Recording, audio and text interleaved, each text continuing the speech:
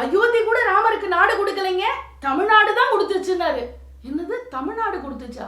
தமிழ்நாட்டுல தானேங்க ராம் நாடுன்னு ஒண்ணு இருக்கு. அப்படிப்பட்ட புண்ணியவான் ராமன் பிறந்த நட்சத்திரம் புனர்பூச நட்சத்திரம். இந்த புனர்பூச நட்சத்திரத்துக்குன்னு ஒரு கதை இருக்கு. என்ன தெரியுமா?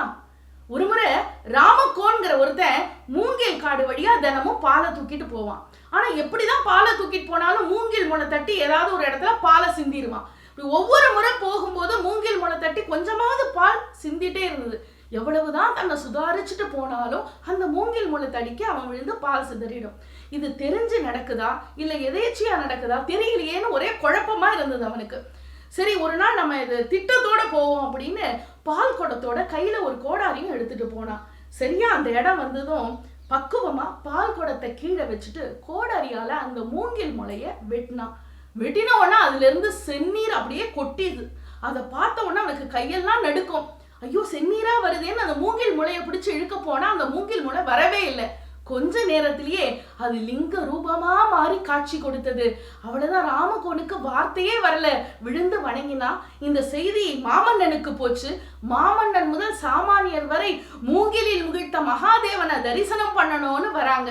அது எங்க தெரியுமா? நெல்லையினுடைய தலைநகராக இருக்கக்கூடிய திருநெல்வேலி ஒரு காலத்துல மூங்கில் வனம் நிறைந்த பகுதியா இருந்தது. அங்க ராமகோனால கண்டெடுக்கப்பட்ட ஈஸ்வரன் தான் வேணுவனநாதர் அப்படின்னு அழைக்கப்பட்டார். திக்கெல்லாம் புகழும் திருநெல்வேலி என்று திருஞான சம்பந்தரால் பாராட்டப்பட்ட திருநெல்வேலியின் நடுநாயகமாக இருக்கக்கூடிய இந்த வேணுவனநாதர் திருக்கோயிலை மதுரையை ஆண்ட நின்ற சீர் நெடுமாறன் தான் கட்டினார் என்பது மிகவும் சிறப்புக்குரிய செய்தி. அப்படி வேணுவனநாதர் என்று அழைக்கப்படுகிற அந்த பெருமானுக்கு இன்னொரு ஒரு பேர் இருக்கு. என்ன தெரியுமா? நெல்வேலி நாதர் அப்படின்னு ஒரு பேர் உண்டு. ஏன் தெரியுமா? அங்க வேத சர்மா அப்படிங்கிற ஒரு சிவாச்சாரியார் கோயில் பயன்பாட்டுக்குள்ள நெல்ல தன்னுடைய வீட்டு முற்றத்துல ஒலர வச்சுட்டு பொருணை நதியில குளிக்க போயிருந்தார். அந்த நேரமா பார்த்து மழை வந்துட்டுது.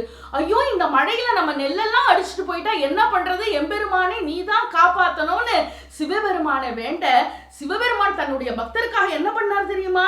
சிவபெருமானே நேர இறங்கி வந்து அந்த நெல் இருக்கிற இடத்துக்கு வந்து ஒரு சிறு மழை துளி கூட உள்ள போகாம அத்தனை நெல்லையும் காத்தார். அன்னில இருந்து அவருக்கு பேர் நெல்லிநாதர்னு வந்தது. அந்த இடம் தான் பிற்காலத்துல திருநெல்வேலி அப்படின்னு மாறிச்சு. அப்படி திருநெல்வேலியில இருக்கிற நெல்லையப்பர் சன்னதிக்கு பக்கத்துல இருக்கிற கோயில் நெல்லை காந்திமதி அம்மன். அங்க போனா காந்திமதி அம்மனையும் நம்ம தரிசனம் செய்யலாம். வைர மணிமுடி, ராக்குடி, மூக்குத்தி, புல்லாக்கு அப்படின்னு சர்வ அலங்காரங்களோட காட்சி தர அந்த அம்மனை பார்த்தா அவளுடைய பெருமையை பாடுறதுக்கு வார்த்தைகளே கிடையாது. இப்படி புனர்பூச நட்சத்திரத்துல பிறந்தவங்களுக்கு பரிகார விருட்சம் எது தெரியுமா? மூங்கில் மரம் தான். அந்த மூங்கில் மரம் தலவிருட்சமாக கொண்ட நெல்லையப்பர் கோயில் தான் புனர்பூச நட்சத்திரத்தை சார்ந்தவர்கள் வழிபடக்கூடிய அற்புதமான கோயில் அப்படின்னு சொல்லலாம். இந்த புனர்பூச நட்சத்திரம் எப்படிப்பட்ட நட்சத்திரம் அப்படின்னா, வில் போன்ற வடிவமுடைய 5 நட்சத்திரங்கள் கூடிய தொகுப்பு தான் இந்த புனர்பூச நட்சத்திரம். இது புனர்வசு அப்படின்னு வடமொழியில சொல்லுவாங்க.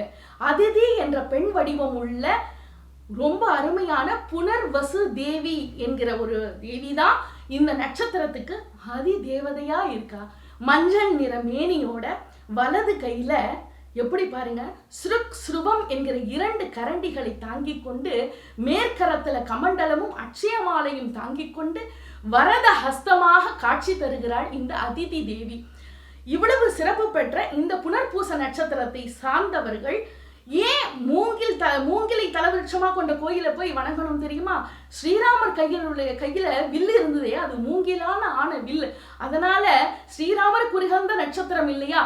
அதனால மூங்கிலை தலவிருட்சமாக கொண்ட கோயில்களில் எல்லாம், ஸ்ரீராமர் வீற்றிருக்கிற கோயில்களில் எல்லாம் போய் புனர்பூச நட்சத்திரத்தை சார்ந்தவர்கள் போய் வழிபடலாம்.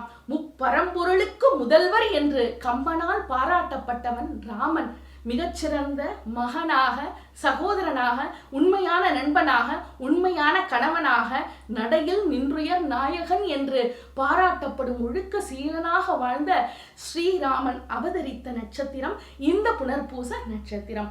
அப்படி சென்னைக்கு அடுத்து இருக்கிற திருவள்ளூர்ல வீரராகவ பெருமாள் கோயில் இருக்கு. குடந்தை ராமசாமி கோயிலுக்கு போகலாம், வடுவூர் கோயிலுக்கு போகலாம். இப்படி ஸ்ரீராமர் வீற்றிருக்கிற தலங்களும் மூங்கிலை தலவிருட்சமாக கொண்ட கோயிலையும் போய் புனர்பூச நட்சத்திரக்காரர்கள் வழிபட்டால் அவருக்கு மிகவும் நல்லது. புனர்பூச நட்சத்திரம் சார்ந்த நண்பர்களே, உங்கள் அத்தனை பேருக்கும் என்னுடைய வாழ்த்துகள். நன்றி, வணக்கம்.